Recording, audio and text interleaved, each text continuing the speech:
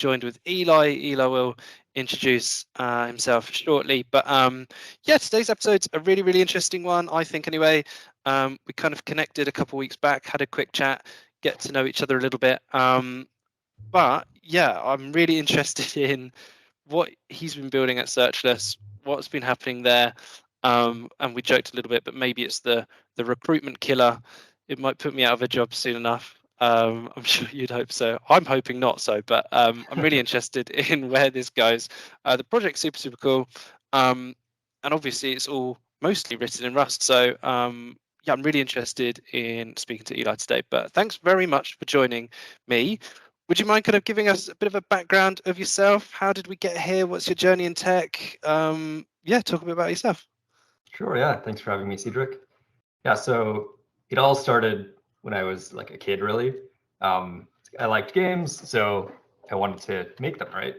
Yeah. So I started out with Flash, Macromedia Flash, which was actually a really great learning environment because you can draw, you can program, make animations, everything all in one place. Something like that today might be Scratch or something. Scratch is a bit more simple, but yeah, any environment where you can see immediately what you're doing is a great environment to learn in. Yeah, so after that, I did some work in high school for a startup, doing like mobile stuff.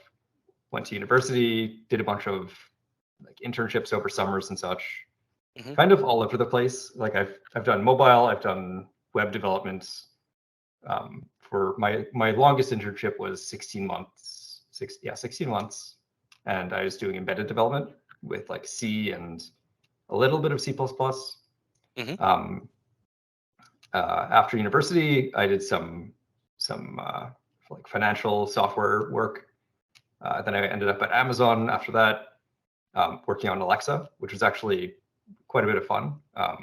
It's a lot more of a experimental type organization at Amazon.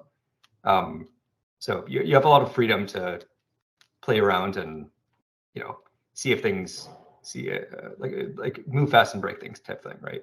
And then I went to Dropbox, which was actually my first Rust job, and that was maybe 25% Rust, 70% Go, and 5% Python or something. Yeah, then after Dropbox, I started Searchless, and we're mostly Rust except the front end, which is TypeScript and Svelte. Nice, and we'll dive into that. But what a journey, and like obviously some incredibly like recognized names, like from a company perspective that you've been a part of. So I'm sure you've kind of lived through some unique experiences there, and perhaps you take some of that with you into what you've been doing recently. I'm intrigued then. So from your time from Amazon to Dropbox was 25% Rust, you were saying, which is interesting.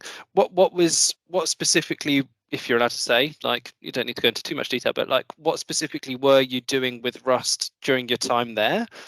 That's question one. And question two, had you already done like Rust work in your own time, like in your personal time to translate that, or did you learn that on the job there? Yeah, so with Dropbox, I was working on what's called the Magic Pocket team, Magic Pocket, which is the team that stores all of the data at Dropbox. And at like a really high, simple level,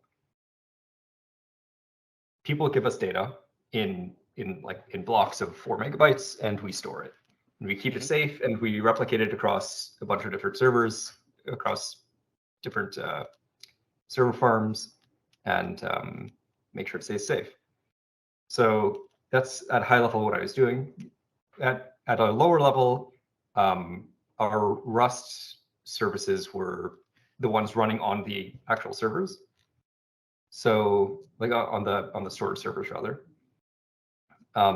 It's actually interesting because they were originally written in Go, and just by translating them into Rust, like not making any architectural changes or anything, they 8x'd the performance of them, which yeah, it's unreal because the amount of data you're schlepping to and from servers, like having a language where you have tight control over the memory, and you don't have to just let the garbage collector deal with that.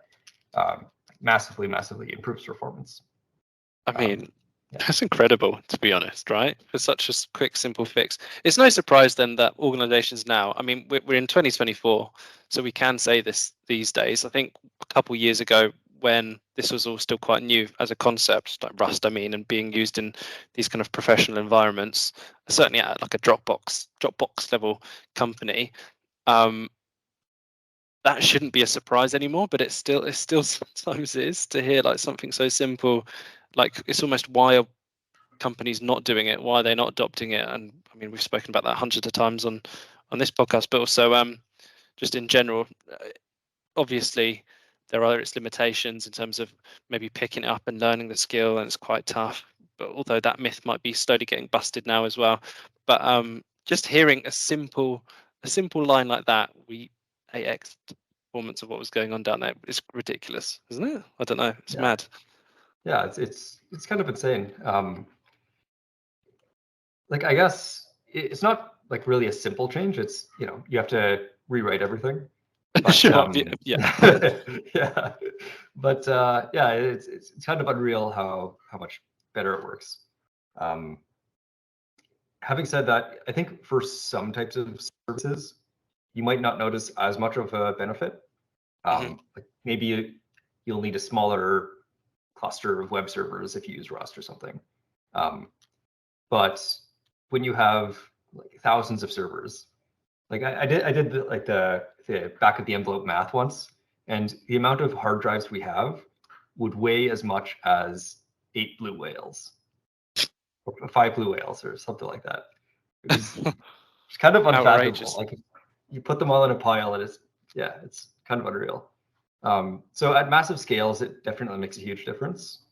For startups, like, you might not need to have that much performance, but if you like Rust anyway, like me, then why not go for it? So that, I assume that was the decision as to, so okay, so you make the decision to leave Dropbox and start your own company, which we'll dive into with Searchless. But so for you, it was maybe less looking at the performance side of Rust or anything from a spec perspective, and more, hey, I loved using the language, that's why I want to continue with using it, right? As opposed to anything else. I'm sure it has its upsides, right, for your work, but it came out of love, I assume, right? Well, yeah, mostly. I think these other things are bonuses, right? Like, I like being able to change anything in my software, and the compiler will yell at me and tell me where all the bugs are, right? Like this month, actually, I'm like working on kind of completely changing how something works, with regard to like how the backend talks to the LLMs and forwards that information to the clients. And it's great being able to just change whatever you want, and you pretty much know where all the bugs are going to be, because it won't let you even run it, because the compiler will yell at you. And like, the type system is pretty great in Rust. Kind of gives me like a Haskell vibe, where if it compiles, it will work for the most part. Yeah. Yeah. So going back to your second question, I guess, how did I get started in Rust? I think I noodled with it a bit in university. Didn't really get it very far. Like, maybe you wrote like Hello World or like some very simple program or whatever. And then took a hiatus for 5-6 years or whatever. And then I started working on some side projects. So what I like to do when I'm learning a language is just build a really small side project. So one of the ones I worked on was I think it was Magic Pixel was my first small Rust side project, which was like I worked on it with a friend, and we made a sand sim. So you can like click the mouse and drop sand, and it will fall and cool, propagate down. And you could add water and rocks and whatever. So I think that was the first one, other than maybe some other really small programs. And then the I think the first big-ish project I worked on was a B compiler. So B is a language that came out in like 1970 or 1968 or 69 or something. And it came before C, believe it or not. Weird that, yeah. Yeah. So I thought it would be fun to write a compiler for it that would run on modern computers. And I wanted to use Rust without any dependencies at all, just to like really get a feel for the language itself and like not for the ecosystem. So I wrote that, and that really taught me a lot about like dealing with lifetimes and ownership and all this stuff, right? Because I think when you use frameworks, it can be tricky to know what paradigms are framework paradigms versus language paradigms, right? Like if you're trying to learn JavaScript, I guess you could learn JavaScript and React at the same time, but you might make it more difficult for yourself doing it that way. Yeah. So yeah, doing projects with zero dependencies is, I think, like my go-to way to learn languages. Sure, turbo speeds it a little bit, I guess, Yeah. makes you a bit uncomfortable. Nice. I mean, Exactly. that is certainly against the norm, I suppose, in the conversations I've had over the years as to how people, I don't know, have challenged themselves in learning a new language. But it does make somewhat sense to me. Obviously, I'm not super technical, but I get where you're coming from. I'd be intrigued to hear what people think about that way of stepping into it. Yeah. But yeah, then cool. Then like we said, we had a stint at Dropbox, left Dropbox to start up your current company. Maybe give us like a top line of what this company does, and yeah, I don't know, give us just a bit of an intro, I suppose. Sure. Yeah. So the pitch for candidates is, instead of creating a resume, you go on Searchless, answer some questions. It will find some jobs for you and do an interview right on the spot. So instead of having to report like perfectly format a resume and make something that catches the eye of recruiters, you directly talk to our system, and based on those responses you give, it will match you with companies. So you could kind of think of it as jumping straight into a phone screen almost. Yeah. Right. Like say you claim you know Java or something, or Rust. It's a Rust podcast. Say you know Rust. Then the system will start asking you, okay, like what projects did you work on with Rust? What was your role? Like, were you like leading the project or working with some other people? What were the outcomes, et cetera, et cetera? And then when it gathers some information about your experience with it, it will pitch that or it'll compare that to what a job requires. And if everything looks fine, then it will send out a job recommendation. Yeah. Gotcha. So that's an incredible, I imagine, simplified version of what goes on there, but I appreciate that. I mean, it's super, super interesting. And when we like first spoke through this, I've obviously not stopped thinking about this in general, because a lot of my job, as you can imagine, revolves around sifting through CV information, understanding what's going on there, and actually figuring out for myself whether or not a candidate is good or not good for a given position, right? So it is like that bit is not taking my job, but that bit is actually could help even me speed up the process when sifting through countless CVs and applications, right? And on any given advert that we post or we put out there, we can get hundreds of applications a week, right? And that's the same at any organization. Amazon puts out a job advert for a Rust engineer. Oh my goodness, I can only imagine how many like applications they're going to get, right? So, and then there's someone sat behind that sifting through and figuring out whether or not they're good. And just in my own experiences, out of, let's say, just because it's a round number, 100 applications that come through, more often than not, 90 of them are probably completely wrong, right? In some ways, of which maybe of those 90, 30 of them are actually engineers, but they'll never have used Rust, and the other 60 of them will be, I don't know, postmen or milkmen or supermarket workers or something. Right. You just think, how do you think you've even got the skill set required for something like this? You would, like, if I actually called you up right now, it would be a very strange kind of call. So even on that front, I thought that could really help recruiters in general. So it's maybe something for you to consider as well. But yeah, it's quite cool. It's quite cool. Yeah, it's kind of interesting. Like when we talk to recruiters, we usually get one of two responses. One response is they don't like us and don't want to talk to us. Yeah. The other response is that would be a great recruitment tool, right? Because at the recruiter level, it's probably easier to do like a cultural fit and have that more human element. Yeah. But doing like all the technical screening, like figuring out if they actually know Rust or not, figuring out some projects they worked on, like all of that deeply technical stuff is like where our product is working very well right now. So yeah, we'll see where things go, but like whether it's a tool recruiters end up using or it's like a full recruitment stack is, well, we'll that's the see where it goes. scalability element, right, of what the product is, right? You for future iterations, you're going to need that element of like, where else can we utilize this software, which is cool. But I mean, like, it's from my experiences, it certainly takes months. I mean, I've been in the Rust recruitment space for years now, almost 5 years, and there are still aspects of this job I've got no understanding of, right? And I never will, because if you ask me to write a line of code on my laptop now, I wouldn't even know where to begin, seriously, right? But I think it's just rinse and repeat of the amount of conversations I've had. So as a team, collectively, we might talk to about 100 or 150 engineers a week.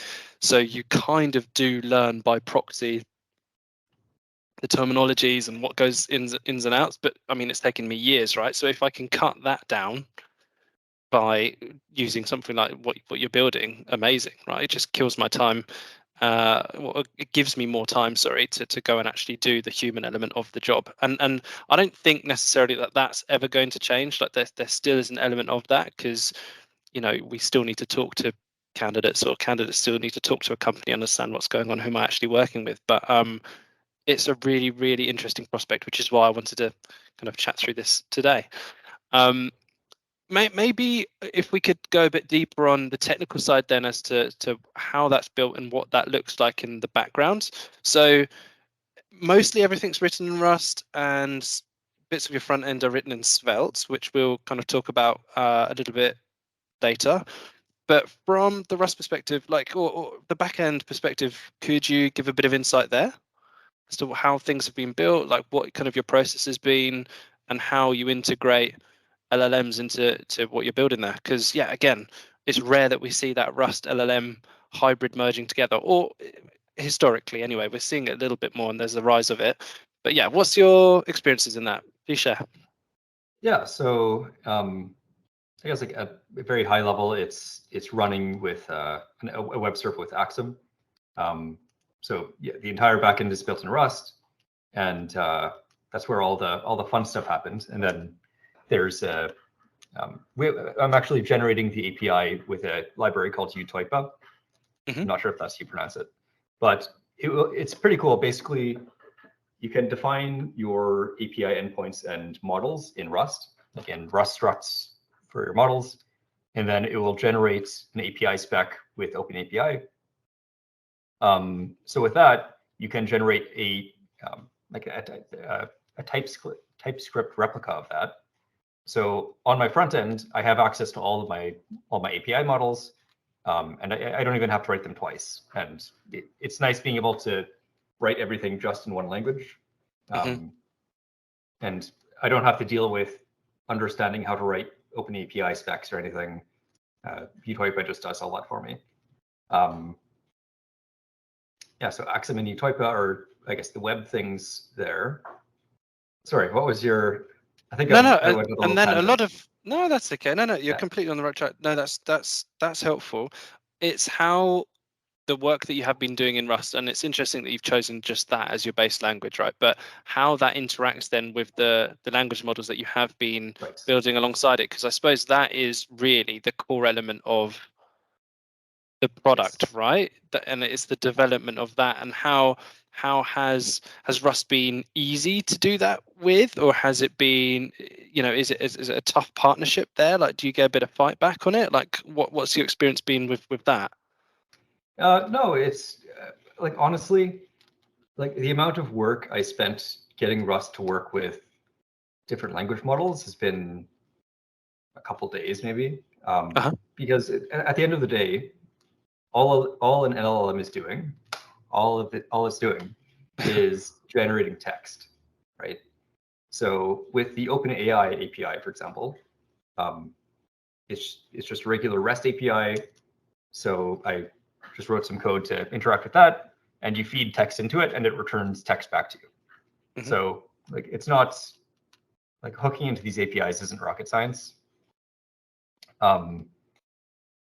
And I've also been using the AWS Rust SDK, which is actually even easier. Like they have, like just recently, I think last month, they made it official. It was unofficial for a while before that. But with the Rust SDK, you can get started with LLMs in 10 lines of code, maybe. So wow. Yeah, so that's not too bad. Yeah, I think the main trouble with LLMs is designing the system to actually work well with them. Because in programming, you usually have very strict things that can happen, right? You have defined like models, defined APIs, but with an LLM, it's all generated text. So I think doing error handling, figuring out how to get the LLM to output things in the way you want them to, and like kind of figuring out how to nudge it in a direction you want it to without being like very concrete is definitely the tricky part. So I'm using like a state machine for it, actually, where like in our database, we have a state about where the conversation should be. So it's like, is the candidate being asked about their Rust experience? That might be one of the states. So based on the state, I can feed in a different prompts to our LLMs, and again, like nudge it in the direction I want it to, because it's kind of like talking to a person, really, a person who has no context about your business. So you have to give them some context, like in your prompt, and then feed in the information you need it to. So if it's asking about Rust, then you could tell it like Rust is a low-level and high-level programming language where blah, blah, blah. Here's the candidate conversation. Here's a little bit of information about the candidate. Ask them a follow-up question based on this message history, right? So yeah, it's been interesting. I actually looked at using Python, like at the very beginning. Well, I was going to ask, because that's the natural, like, or the thing that we've seen the most over the last, I don't know, 5 years anyway, or I've seen personally the most in the last 5 years, has been Python as the natural, I suppose, partnership for this kind of thing, right? So I think most people go, well, why don't you just do it in that as opposed to this, Right. But yeah, go ahead. You looked at it, but what, it didn't quite match up there either, or what was happening? Yeah, so I think the ecosystem is there for Python for sure. I guess. Yeah. Like if I was training my own models, I'd probably use some Python to do that, right? Because like all the ML frameworks and stuff are all in Python. But actually using an LLM is a little bit different. So I guess the Python, like the big Python thing is LangChain, right? And that's what I was looking at. And as I dug more into what it is actually doing, it kind of turns out that it's really a glue framework, right? Like it makes it really easy to, in like a couple lines, like send a request to the OpenAI API, and then like pull in some data from a database and then feed that back into some other API and do this other thing to generate vector embeddings and whatever. It's mostly a library that makes it very easy to integrate a bunch of things together. Like for example, they even have a module for scraping Wikipedia data. It's like, so in like a couple lines of code, you can pull a Wikipedia page and feed that into your prompt. But it wasn't like I wasn't sold on that being a killer feature that would really make or break our business, because when I started mucking around in Rust with doing that kind of stuff, it's glue code is usually not that complicated. Like it's maybe a few days of work here, a few days of work there. So like the trade-off of having to spend a little bit of extra time figuring out how to read from some specific database or how to query the OpenAI API or something. Yeah. That wasn't enough of a reason for me to use Python instead. Got ya. No, I understand. Okay, cool. It's interesting. Like seriously, I really do think. So what is it? We're at the end of January as we're filming this, but already this month I've seen so many more job listings in that LLM kind of space, which I know is super broad what I'm saying there, but when I'm looking at those kind of opportunities that use that quite regularly in their work, and Rust has started to pop up more and more, which is super interesting. So I'm glad to hear, okay, it might be a little bit jankier and it might take you a couple of days extra to kind of get things going, but it works and it's doing really, really well. And like just based off of our experiences with Rust over the last couple of years, that people will be working on making that easier for the community, right? So in the course of the next couple of years, we'll see quite a lot of growth, and that shouldn't be like a real barrier, right? I assume. So that's good. I'm excited. Yeah. One main question I've got. We actually didn't like pre-discuss this before, but like it's just come up now. In terms of like anti-cheating, then have you thought about how you combat that? Because again, I mean, I don't know if you've seen this, but like certainly in December, it was everywhere when it came to on my feed as to what was going on with interviewing, right? So I don't know if you've seen the software. This almost it's integrated with ChatGPT as you're interviewing with someone. It will transcript what you're saying and already search the answers, so you know the answer to the question. I'm sure like if I interviewed someone and I could see their eyes darting up to read something in the corner of their screen every time, I probably would question like what's going on there. But I mean, it honestly it's pretty damn good already, and it's answering questions quite quickly. That's on a live like text format, but I assume most of it is chatbot stuff for you. So have you thought a little bit about how do we combat that? Otherwise people could just be claiming anything, right, in terms of their skill sets to their answers. Yeah, I think that's the age-old question. It's like I think the more things you do to avoid cheating, the more difficult it is for users. So it's kind of a balance, right? Like at the end of the day, the best thing would be to force them to go in a room and use a computer that you give them, right? Yeah. But that's obviously not gonna fly. Like you're not gonna force everybody to fly to one place or whatever. Sure, we're past that now. Remote working, it's just not possible, Yeah, really, not feasible. Yeah, like that's like the extreme measure. Like you could do things like tracking again, like eye movements, or seeing if they're like switching windows. I was actually talking to somebody at a hackathon a few days ago, and that's one of the things he brought up actually, is if you notice somebody switching focus from your window, you can detect it as them probably cheating if they're switching back and forth after every single message. So that might be an interesting idea, but I think if somebody really wants to cheat, they'll find a way.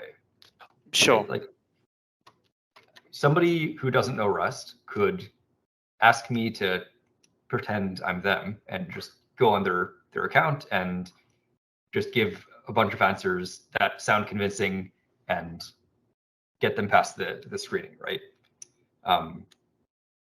So yeah, I think it's all that to say, we're not sure yet.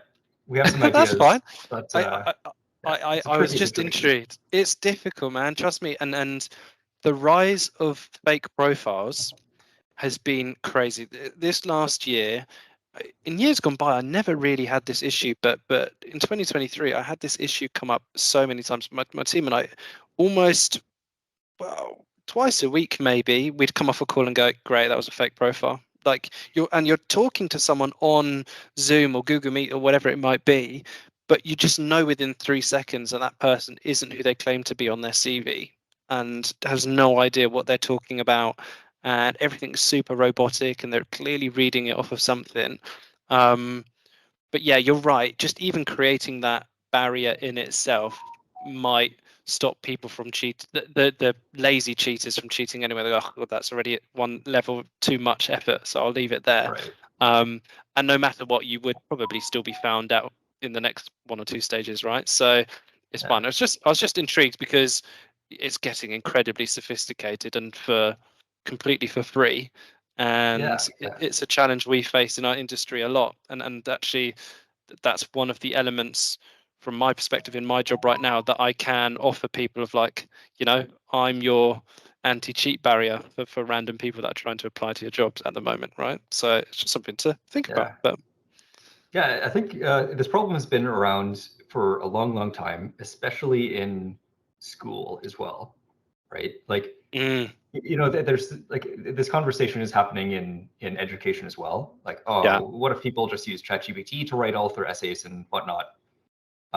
But like before LLMs, people would still do that, but it was only rich kids who could do it, right? yeah, Like you could hire somebody to write your essay for you for like you pay somebody $1,000 and get them to write your essay or whatever, and you could do it if you wanted to. But like obviously the average student isn't going to do that because the average student doesn't have that kind of money, and isn't would rather just put in the work and begrudgingly or whatever.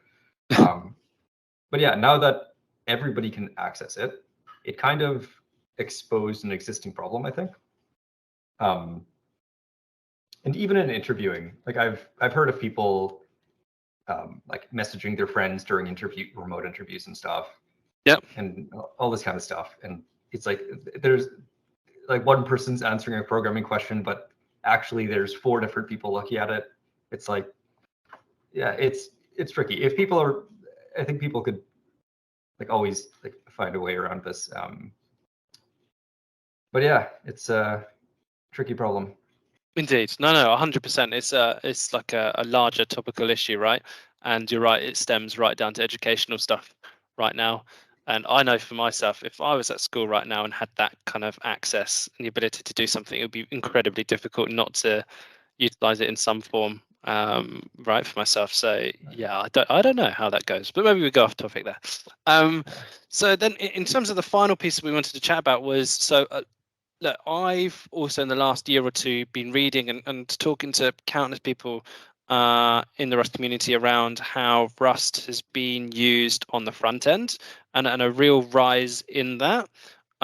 You've decided to go against that and you've gone with Svelte for your front end, which again, honestly, up until about 6 months ago, I mean, I'm not so in tune with the world of front end and whatnot, but we've got a team at Understand Recruitment who do that. But Svelte I had never really seen utilized really until about, I don't know, 3 to 6 months ago. And now, honestly, beginning of this year, January 24, I'm seeing it everywhere. So I don't know why did you decide to go for Svelte instead of Rust for your front end pieces? And how have you found it? And is there going to be a rise in it, or am I just kind of seeing it because we've been speaking about it a little bit? I don't know. Just noticed it more. Yeah. So I guess the old school way of doing things is you write some HTML by hand or get something like PHP to generate it for you. And then anything interactive, you write some JavaScript to manually manipulate the DOM, right? Mm-hmm. And then that was kind of a mess and very difficult to work with. So some like React, I think was the first big framework to come out that abstracted away the DOM for you and helped you so that you didn't have to manually write all of this stuff and use 3 different languages to just generate some content. But Svelte, I feel like it's it feels a bit old school because you're writing HTML again, but it takes the beneficial parts of React, which is components. So I can write like a little chat bubble widget or whatever you want to call it, component, and then I can import that wherever I want in my entire app. So that's one of the big benefits of Rust is you can write individual components, test them and everything, and then import them wherever you want, and it makes that really easy. So like why I chose Svelte versus React, I guess I'll answer before the Rust question. I think it's mostly just personal preference, to be completely honest. Okay, fine. Like, yeah, it's like you could say like Svelte is faster or something, but like by how much? Probably not that much. Maybe double-digit percentages, probably nothing insane. Yeah, I think I like being like feeling like I'm closer to what's actually going on. So like you're actually writing HTML and CSS and stuff, and it just takes away the annoying parts of doing that the old-fashioned way. Sure. Yeah. So going back to the Rust question, it would have been really, really, really, really, really nice to use Rust in the front end, right? Because then, like, I don't have to worry about like this whole UTOIPA generating API specs and stuff, and like dealing with the translation and having multiple languages at the company. But like all of the Rust front-end frameworks I was looking at were pretty new. It didn't have a lot of industry proof that they worked. Yeah. And the thing I was scared about was the unknown unknowns. So like, there's known unknowns and then unknown unknowns. So known unknowns are things like, I know that animations might be annoying to get working with React or something. Unknown unknowns is things you don't even know could happen, right? Like if I use some Rust framework, maybe it doesn't even support animations at all. I don't know, right? Yeah. Or like maybe there's some very specific thing that they just won't be able to do, right? And I think that was my biggest fear about choosing Rust on the front end and why I ended up not choosing it. Yeah, I think in general, I like to use things that are at least semi-popular. Because if they're not, then I'm going to end up having to like dig into the framework source code or whatever. Yeah. So. And once you're down a path, I imagine it's quite difficult to claw your way back into something else, right? So you've made that decision. It's like, great, I'm restarting work all over again potentially, which where you're at and where the company are at is probably time not well spent. So I completely understand. Yeah. Do you think there will be much scope? Is it, in your opinion, again, and you'll obviously have different opinions to other people, but is it just all hype that actually there is potential with Rust kind of slowly becoming a bit more popular on the front end and therefore the support coming and all of that kind of stuff? Or, has it got its place where it is right now? I think it really depends on browser support, right? Like I know, like with what's it called, WebAssembly, it's been around for what, 10 years or something. Yeah. And you still see the vast majority of people just writing like regular JavaScript and manipulating the DOM the old-fashioned way. So if WebAssembly gets to a point where it's like it feels like a first-class citizen in web browsers, then I could see like Rust or other languages even taking a bigger stronghold in the front end. Yeah, that's my We shall my see. 2 cents. Yeah. I haven't looked at too much into how these Rust frameworks are actually working. But yeah, maybe they'll figure out a way without that. I think so. I think so. No, thanks. And again, look, I was just curious about your insight in it based on your experiences, and again, yeah, if your experiences aren't as strong in that, then we won't know, you know. But there are. I think again, and this is purely anecdotally from stories that I hear and people that I chat to, it seems to be a hotter topic, and it seems to be something that a lot more people are experimenting with and pushing forward quite a lot. I think we just need more case studies, like you said, examples, proven examples, especially commercially, as to like, okay, how is this actually being used? And hopefully in some form of like open source space where we can actually look at and dissect what the heck is going on, and okay, can we actually do this for ourselves?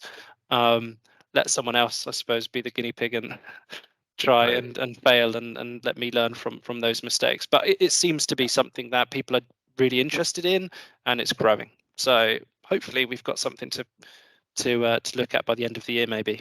Yeah, that'd be awesome. Cool. Yeah. I mean, to be honest, thank you so much for your time, and we've been chatting for a while. I tend to finish this on a few final questions around kind of where you go to learn and what kind of things you've been looking at.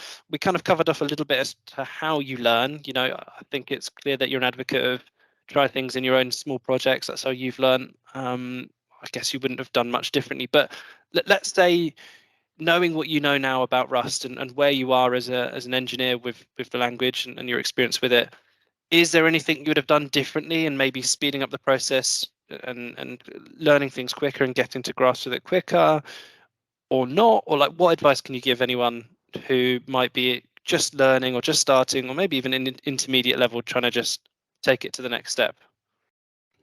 Yeah, I mean, if I were to start in 2024, I'd rely on ChatGPT for sure. Like, I use it all the time, to be honest. Like, um, you know, I'm not super front-endy, so like, especially for front-end things, like if there's some alignment problem or whatever, I could just paste my code in there and tell it to explain how to fix it, or even ask questions about why it didn't work. And I even have used it for debugging some Rust problems before. You know, sometimes you're like these massive error messages get spit out, and your eyes just can't focus on what the problem is. So, like, I remember this one time in particular, I just posted the error message in, and it didn't give me the direct solution, but it kind of nudged me in the right direction. It was saying like, oh, like there's this error that says this and this and this. Maybe it has something to do with X. And then I read a bit about X, and then I'm like, oh yeah, that's the issue. So I think it's very, very useful for learning. Like if you get compiler errors or you're not sure how to do something, then you can ask it how to do it. And like being able to have a more back and forth type conversation rather than just look up the answer is also super, super useful. You know, like say you don't know what lifetimes are. You could ask ChatGPT, what's a Rust lifetime? And it'll give you some answer. Maybe it mentions ownership. Then you can ask it, what's ownership? And then it gives you some answer. And then you could say, like, what are the trade-offs of that versus like other languages that just use a garbage collector or whatever.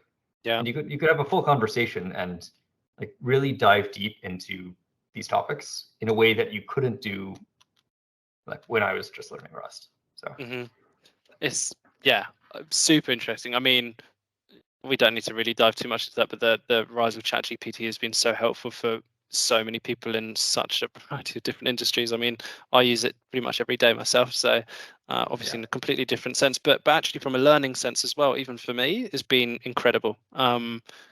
Even simple things like, you know, a while back I was like, I do understand APIs and I do understand why, you know, for some organizations it's an important like factor in terms of experience, why people need API development experience, but like, really, what is it? And I asked it, okay, explain to me what APIs are, as if I was 6 years old. And the story it gave me was super helpful just from a foundation kind of understanding of it. And then you go, now explain it to me as a 12-year-old, as a 18-year-old or whatever, you know, and you get like a really good picture of how that works. So even for me, things like that are super useful. But yeah, hopefully it helps speed up people's learning experiences with it, especially when you say around the compiler stuff, because that's the #1 blocker I hear as to why people start giving up on Rust, because they're just getting told no all the time. Like, no, this doesn't work. No, this is wrong. And after a while, you're like, I just want to write some code. I'll just go do it in Python and it'll be fine, kind of thing. But then it's like, Which is a big, yeah, obviously, I'm kind of embellishing a little bit, but like going about it the way that you explained just there and using that information to actually explain to you why, hopefully starts encouraging better engineering, right? And a higher standard of what's being put out there. I don't yeah, know. yeah. Essentially. One fun way I kind of like to look at it is it's the replacement for rubber duck programming as well. Yeah. It's like you talk to a duck, and then after talking to it and explaining the problem, you realize what the solution is. But with ChatGPT, it will actually respond to you. So you can frame your question and say what your problem is and what you're struggling with, and maybe you'll realize what the solution is before you even hit enter. But if you don't, then you could hit enter and maybe it will nudge you in the right direction. Amazing. Yeah. Cool. So that's really helpful, thank you. And then in terms of like any sort of like endorsements or sort of things that you think people should be looking at in terms of like any sort of public crates or any sort of projects, open source work that you've been a fan of, anywhere that you think people should be looking at? Yes. So if you're using AWS, the Rust SDK is good. Yeah. Nothing crazy there. It's just yet another SDK for AWS. Some cool ones though are Handlebars, which is actually very, very cool for LLMs. I think it's called handlebars.rs. So Handlebars is like a semi-popular templating language that's usually used in front ends, or it was a while ago, where you can have some very basic control flow, like loops and reading members from JavaScript objects and whatnot. And the Handlebars RS lets you template your prompts in LLMs. And I'll just give you an example. So in one of the prompts, I feed in a list of messages, and I format them in a specific way so that the LM can understand them. So the way I was doing that before I use Handlebars RS is I would manually create a string and make sure it's formatted correctly and whatnot, and then occasionally I'd have some string formatting issues and it would glitch out. But with Handlebars, I can write a template, and I have a little loop that loops over all the messages and generates some conversation history for the prompt. So that's, if you're using LLMs with Rust, definitely check that out. Axum is pretty nice. It's like a semi-popular web backward framework. Utoipa is very good as well. It's How do we I spell mentioned that? it earlier. It's UTOIPA. Okay, nice. Yeah. So that's the thing I mentioned before that will generate an open API spec. So if you need to get Rust to interact with other languages, it's pretty great. Yeah. And I think the last one is RO-XML tree. So it's a pretty cool one because you can kind of guess about how it's implemented and how it's high performance just by its function signatures. So basically what it is an XML parser, but I don't think it allocates any memory, which is nice. And why I say that is because it takes in a string reference, and all of the elements in the parsed XML are string references with the same lifetime as your XML document. So how I'm guessing it works is it just directly references strings in your main XML document, so it doesn't have to allocate hundreds of new strings. So that's a cool one. And I'm using that actually for prompts as well, because with one of the LLMs I'm using, they use XML for prompt engineering, I guess you'd call it. So yeah, I'm using that to parse some of the LLM responses. Gotcha. Cool. Yeah. All right. Well, I'll make sure I'll try and find those and attach those as links maybe for people to have a look at. The only main one, I mean, you've probably heard of it. I mean, if not, I'll ping it across to you. But it's by QuickWit, the Tantivy, the search engine. Have you kind of had a look at bits of that? No. I'll ping it across to you after we chat. But I don't know. They label themselves as like like an alternative to Elasticsearch Okay. or Thola, by the Apache lot. So it's quite interesting. But I've seen that pop up more and more on LLM based work, and that's all entirely written in Rust as well, which is pretty cool. So it might be something for you to have a look at. But nice. Okay, that's super helpful. Well, look, I suppose I just want to round off with I don't know how kind of synced in you are with the Rust community in general in terms of keeping up to date with trends or seeing what's going on. But I like to ask the question because sometimes it comes up with some quite controversial thoughts or opinions. But where do you see Rust heading in the future, or maybe like just this year, maybe 2024, seeing as we're in January? Where do you see it heading? Where do you see the language going? It's still in a positive direction, I hope. I mean, we're 8th year in a row on Stack Overflow is the most kind of desirable language. Hopefully that creeps up onto the 9th again for this year. But like, I don't know, do you see a rise in it? Is it going to plateau and stay? Like, where do you see it going? Yeah, I don't like. It's definitely not a fad, right? It's like Yeah. tons of companies are using it now. It's mature enough that you can like very easily write backend services with it.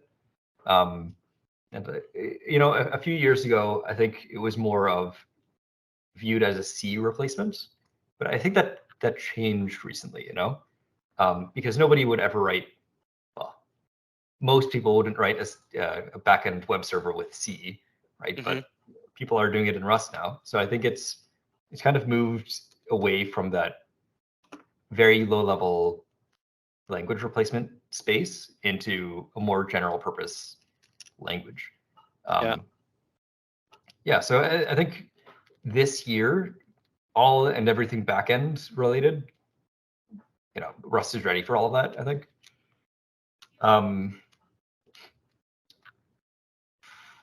Branching out from that, like, will it be replacing Python for ML development? Probably not. Maybe. Not. Probably not. Will it be replacing JavaScript for frontend? Maybe. Probably not. Yeah. We'll Time see. will tell. Early doors, Yeah, time right? will tell. Exactly. Yeah, it's hard to tell. Because like all these other languages are also competing in the ecosystem. And Rust is like a clear, in my opinion, a winner in the backend space. Mm-hmm. But it's not so clear if it has the ecosystem for other spaces yet, right? Like, I guess the thing is, there's nothing. Like, I don't think there's any technical reasons why Rust isn't popular with machine learning, for example. But it's really just the ecosystem, right? Yeah. So if Google decides that they're switching from Python to Rust for all of their ML, then it's probably going to take over the ML space, right? Because they're going to build all the tool chains and frameworks and such for training ML models with it. Or just if there's enough interest and enough contributions in a given field, then I could see that taking a foothold pretty much anywhere. For sure. Yeah. I mean, what's X's tool called? Grok?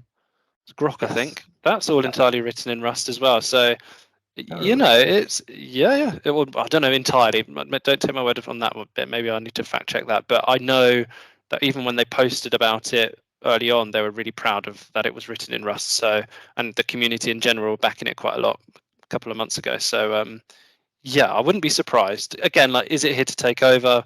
Maybe not just yet, but the more kind of use cases and case studies, I should say, we have of it, hey, we'll see where it kind of goes. But maybe you're on the forefront of that, Yeah, Rust definitely got me optimistic. Like, I remember like 5-6 years ago, I was kind of scared about where the world was going, because it seemed like JavaScript was popping up everywhere. It's like JavaScript on embedded systems and like JavaScript on like backends, and everything was JavaScript. And I was scared that in 10 years, JavaScript would be the only language type thing. Yeah. Semi-scared, not, but I think, I'm optimistic about where Rust is going for sure.